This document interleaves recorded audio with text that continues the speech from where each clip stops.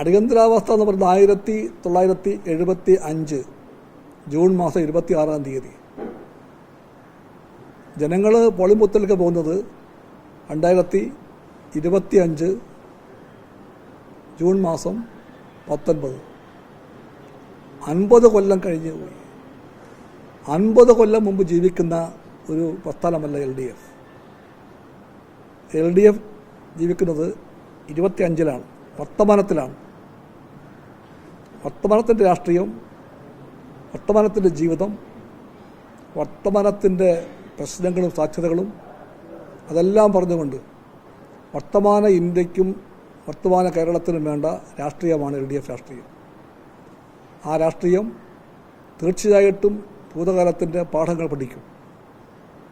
പക്ഷേ വർത്തമാനത്തിലൂന്നി LDF പോകുന്നതും ഇടതുപക്ഷ പാതയിലൂടെ ഭാവിയിലേക്കായിരിക്കും. ആ ഭാവിയെപ്പറ്റിയാണ് ഇടതുപക്ഷം പറയുന്നത്. ആ ഭാവിയെപ്പറ്റി ഒന്നും പറയാത്തവർ, സ്വന്തം വർത്തമാനം അവകാശമാണെന്ന് ബോധ്യമുള്ളവർ, അവർക്കാണ് 50 കൊല്ലം പഴയ അതേ കാലത്തെപ്പറ്റി ചുറ്റിത്തിരിഞ്ഞ് ഒരു രാഷ്ട്രീയത്തെപ്പറ്റി പറയേണ്ട അവസ്ഥയുള്ളത്. ആ അവസ്ഥ LDF-നില്ല.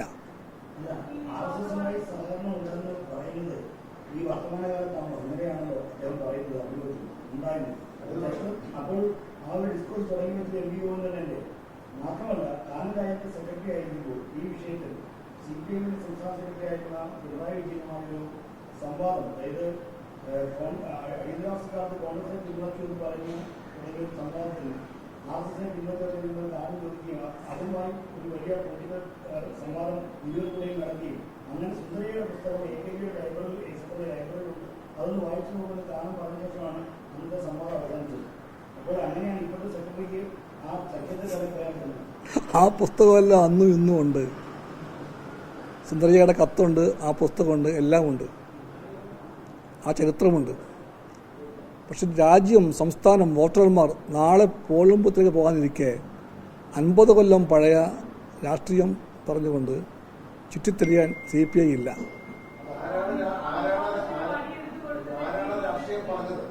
ഞാൻ പറഞ്ഞു കഴിഞ്ഞല്ലോ, CPI 50 കൊല്ലം മുമ്പുള്ള രാഷ്ട്രീയത്തെ പറ്റി ചുറ്റിത്തിരിയാൻ CPI ഇല്ല. LDF ആ വഴിക്ക് പോകാൻ പാടില്ല. ആർക്ക് അതുറപ്പിച്ച് പറയാം, അത് ദുർവ്യാഖ്യാനമാണ്. ഭൂരിപക്ഷ വർഗീയതയുടെ മുഖമായ RSSനോടും ന്യൂനപക്ഷ വർഗീയ ഫണ്ടിന് മുഖമായിട്ടുള്ള ജമാഅത്തെ ഇസ്ലാമിയോടും LDF-ന് ഇന്ന് എവിടെയും സംബന്ധമില്ല, സഖ്യമില്ല, യാതൊന്നുമില്ല. അക്കൂട്ടരുമായിട്ട് ഒളിഞ്ഞും തെളിഞ്ഞുമുള്ള ബന്ധം മൂടിവെക്കാൻ വേണ്ടിയാണ് UDF ഈ കഥ പറയുന്നത്.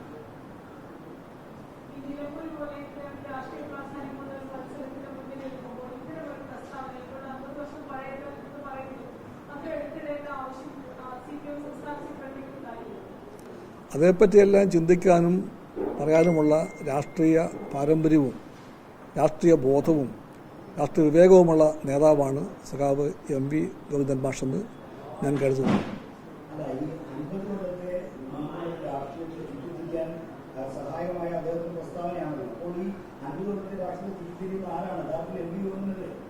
ഞാൻ പറഞ്ഞല്ലോ, CPI അതിനില്ല.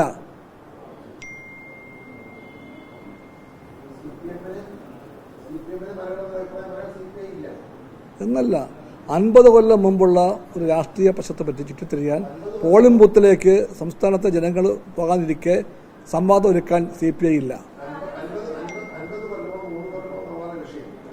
വിഷയം അതുതന്നെയാണ്, അതുതന്നെ വിഷയം.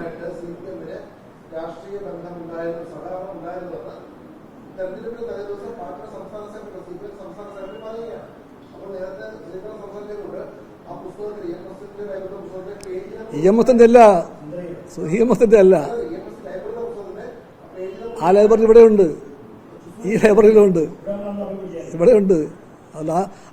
ഇതൊന്നും ആർക്കും അറിയാത്തതല്ല. പക്ഷെ എന്ത് കാര്യം എപ്പോൾ എങ്ങനെ പറയണം, അത് പ്രധാനപ്പെട്ട കാര്യമാണ്. ലൈബ്രറിയുണ്ട്, പുസ്തകമുണ്ട്, സുന്ദരിയുടെ കത്തുണ്ട്, അതെല്ലാമുണ്ട്. അതേപ്പറ്റിയുള്ള വിവാദത്തിന് CPI ഇല്ല.